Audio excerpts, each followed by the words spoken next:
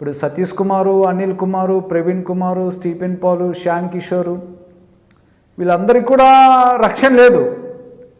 వీళ్ళు బాప్తిసం పొందాలి, లేకుంటే వారు ఏమాత్రము కూడా పరలోకానికి వెళ్ళరు. ఇది వాస్తవం. మరి వాళ్ళకు రక్షణ లేదు, వాళ్ళ దగ్గరికి వెళ్ళే వాళ్ళకు కూడా లేదు. ఎందుకంటే రక్షణ క్రీస్తు శరీరంలో ఉంది. ఆ శరీరంలో నువ్వు లేకుంటే నువ్వు క్రీస్తు సంబంధివి కాదు.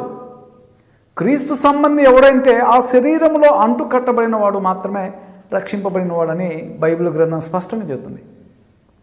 అందుకే పౌలు గారు అంటున్నాడు, నేను ఆ సంఘమునకు పరిచారకునైతిని. ఆ సంఘం అంటే అది క్రీస్తు ప్రభువారి చేత కట్టబడిన సంఘం, స్వరక్తమిచ్చి సంపాదించి కట్టిన సంఘం. నువ్వు ఆ సంఘానికి బయట ఉన్నావంటే నువ్వు క్రీస్తు సంబంధివి కాదు. అందుకే యోహాను సువార్త 15వ అధ్యాయంలో అక్కడ వ్రాయబడినటువంటి 2, 3, 4 వచనాల్లో తీగ ద్రాక్షవల్లిలో అంటు కట్టబడితేనే ఫలిస్తుంది. తీగ ద్రాక్షవల్లిలో లేకుండా వేరే చోట అంటు కట్టబడతానంటే ఫలించదు. అది తీగల మనము, ద్రాక్ష తోట అంటే సంఘము.